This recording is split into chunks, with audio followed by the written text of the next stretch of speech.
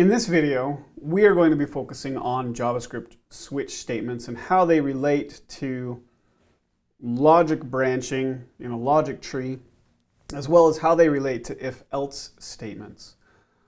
So let's go ahead and begin by setting up a project.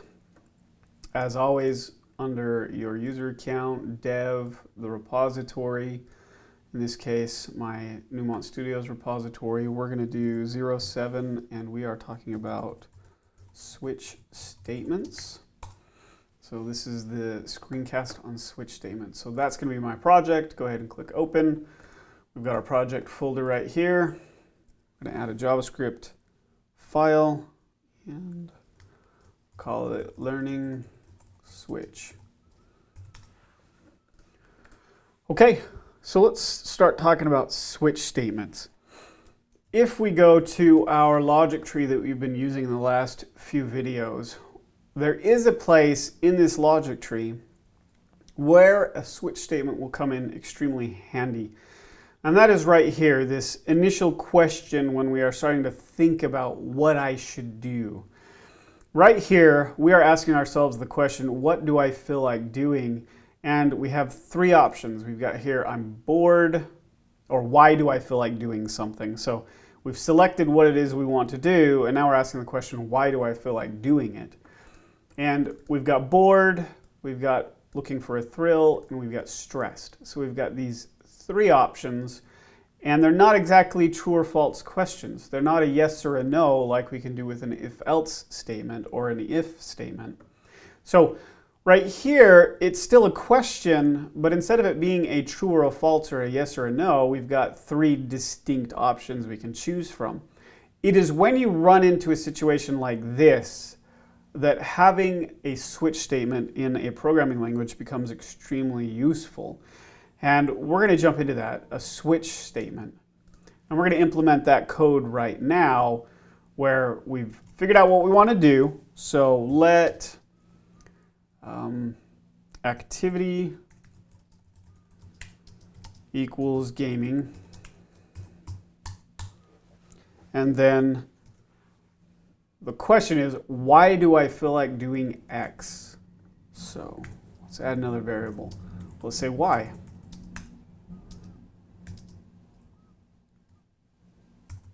And Y is probably going to end up being a string. And the reason why I say it's going to be a string is because if we look at our logic tree here, all of our options are strings. They're actual string values. They're not numeric. They're not true or false. They're not numbers. They are simply strings. So let's go ahead and make sure that Y is a string. Now, we've selected the activity, and based on our logic tree, at some point we're going to ask the user why do they feel like doing it, and we're going to give them these three options, and they're going to select one. So let's go ahead and say ask user why, and then give user options. And those options are going to be bored, they are going to be thrill, and they're going to be stressed. All right, and we probably gave those to the user through a web form, through some kind of questionnaire. Somehow we gathered that information from the user as we developed our program, and we're not going to do that here to keep things quick and simple. So let response, so we gathered their response, and let's start out with bored. So let's say the user selected bored as the reason why. So we asked the question, somewhere up here we got the information from a web form, and now we've got the user's answer as bored. Of course, we said that this is a string, not a symbol, so let's make sure it's a string. And now let's implement a switch statement to handle this. All right, so we may have asked the user the question earlier and gotten the response bored, but inside the program we actually have to ask this question again, and then based on what they selected, we then have to go ahead and implement some kind of logic, which we see right here. All right, so let's do that really quick. So a switch statement allows a program to evaluate an expression for a particular value and attempt to match that expression's value against a list of options, just like we see right here, the list of options.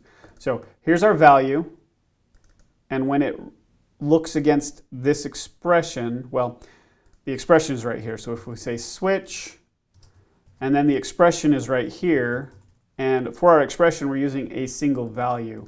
Now we could do an actual expression, which is 1 equals 5, right? Or response equals something. And then based on the results of that, we could then go through the switch statement. So maybe a better example would be if I said some string value plus some variable value. Wow, my spelling is awesome. Value. That would give us whatever this is plus this. So that would be an expression. Right here, we're using a single variable as our expression. And so here we've got our switch. We're going to pass in response. The switch statement is going to evaluate this expression. In this case, it's a simple value. And then it is going to check this value that results from the expression being checked. In this case, it's going to be the value board against some case statements. And the case is a keyword that simply says, hey, let's check the value that was passed into the switch statement.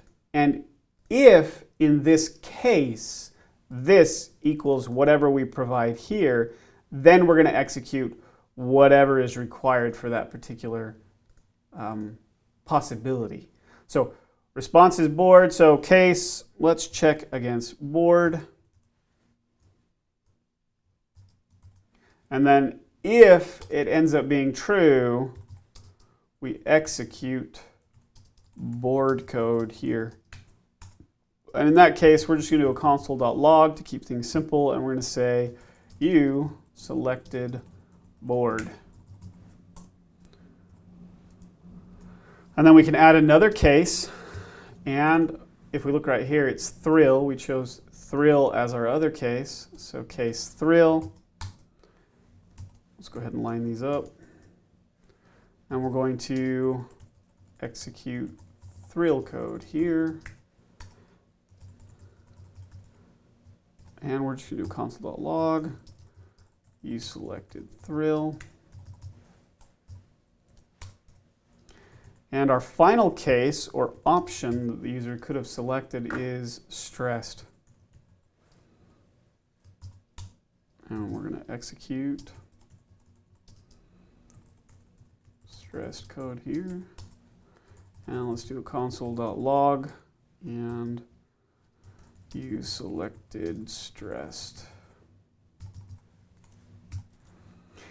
All right, now one thing here is that we want to make sure that because each of these are individual options that have their own train of logic to follow, we want to make sure that after the code that belongs to board gets executed, we break out of it.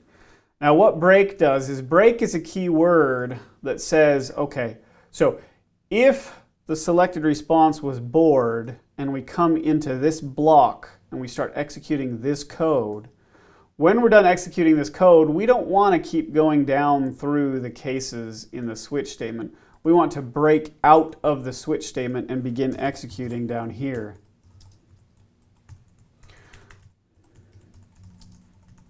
Okay, so after the switch statement gets executed and then we reach a break statement, we're going to go ahead and jump out of the switch statement and start executing again below the switch statement. All right? Oops. All right. So again, break breaks us out of not just the case, but breaks us out of the switch and lets us begin executing code down here. So let's go ahead and add a console.log so we can see that happen.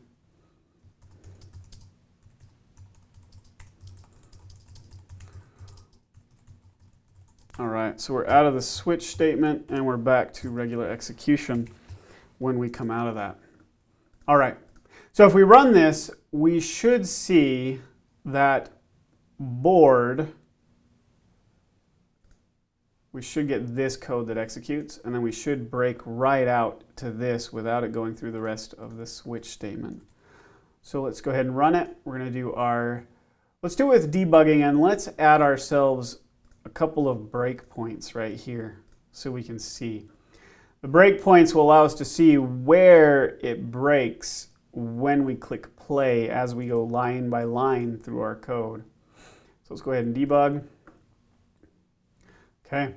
So as expected, because the response value equals board, when the switch statement passed the value of this expression to these case statements, what's really happening behind the scenes is we've got ourselves an if statement. If response equals board, if that equates to true, then we're going to execute this code. So this is why we talk about switch statements after we've talked about if statements.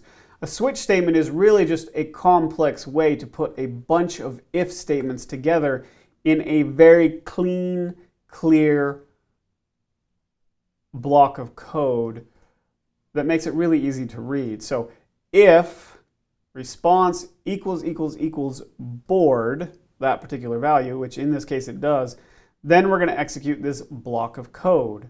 Now, as we would expect, it's going to reach this break, and we should just see this line of code execute now. So let's go ahead and click play. And as we see down here, you selected board, and then we're out of the switch, and we're back to normal execution. And it did not stop on any of these other case statements, which means that that break took us out of the switch statement. All right, so let's go ahead and change the value. Let's go ahead and change this to a thrill. We're looking for a thrill. Let's execute it again with an F5. Actually, let's do a control F5 so we get the break.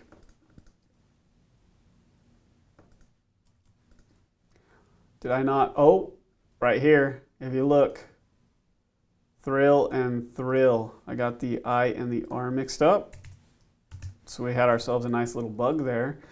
And we caught that because I was expecting it to break on this line, and it never broke. It actually kept going to execute out of the switch block, which means none of these case statements actually got hit, which tells me that either this value is not what I expected it to be, or something's wrong with one of my case values.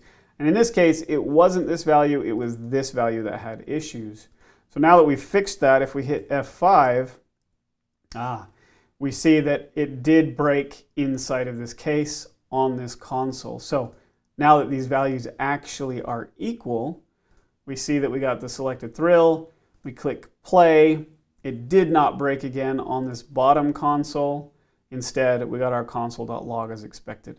So now let's go ahead and let's move our, now we like them on the case itself. So let's move that one back to the case. All right. Now if we move this to stressed, and now if those values are correct and we execute this, we should see it break inside of this case statement. You'll see that it hit this case, stressed equals stressed. So again, it's an if statement, if stressed equals stress. Then we get this line executed, and then break will kick us back out. So if I click play, we should see both you selected stress and out of the switch back to normal execution. So in summary, a switch statement is really good when you have a question in your logic tree or your program that then has a list of options, and that list of options is going to be compared against some other variable like user input or chunk of data from the database, and you're checking to see if whatever that value is equal to one of the options.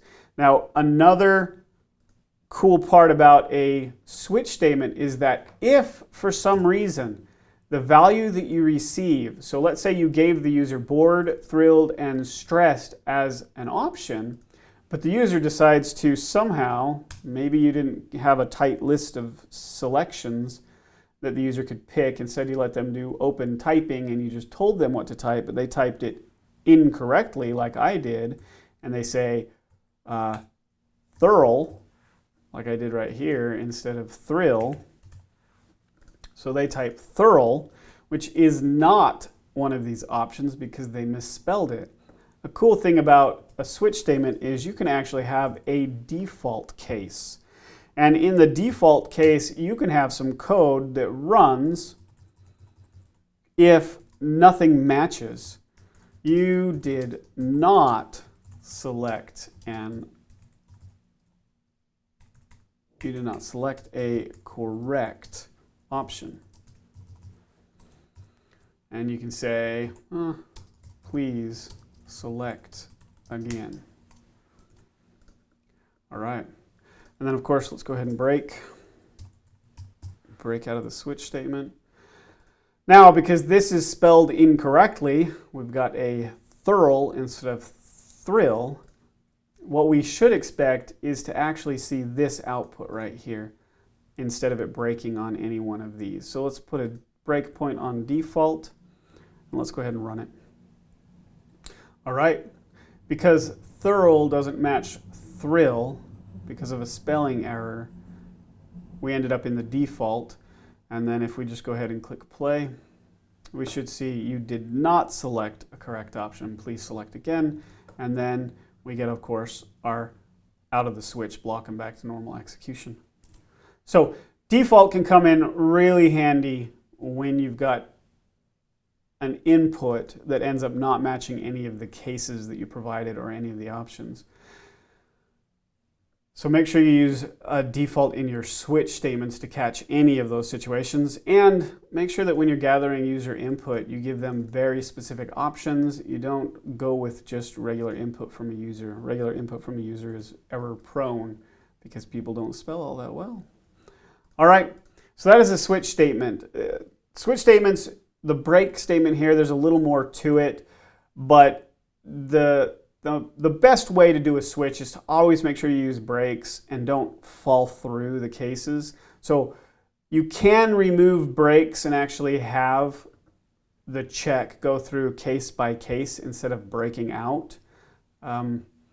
It's best if you don't do that, if you don't do fall throughs through your switch statements. So let's make sure we always use a break at the end of the case. If you want to know about switch fall through, go ahead and look it up on Stack Overflow or go to the Mozilla developer documents and learn more about fall through in a switch statement. But I'm going to leave it as make sure you always have a break statement and you handle each one independently in order to reduce the possibility of errors. All right, with the new understanding of switch statements, let's go ahead and make sure we commit our code to our repository to keep it safe. So let's go ahead and open up a command prompt or a terminal. Let's make sure we get to our file. So ls for Mac will list all of the contents of a directory, or dir on Windows will do that. So you can do dir like that. So I'm going to go ahead and change directory to my dev, which is where I have my repositories. And of course, we're doing Neumont Studios because this is where we're keeping all of our code. So I'm going to cd into Neumont Studios. And then I'm going to do a git status, see what hasn't been added. So switch statements is the video we just did, so we're going to make sure we add that. So git add with a period, the wildcard for all files. Let's do a git status and see what's been added. So all of the files within that, which is that single JS file, have been added. So those are staged for commit. And then I'm going to do a commit, git commit -m for message.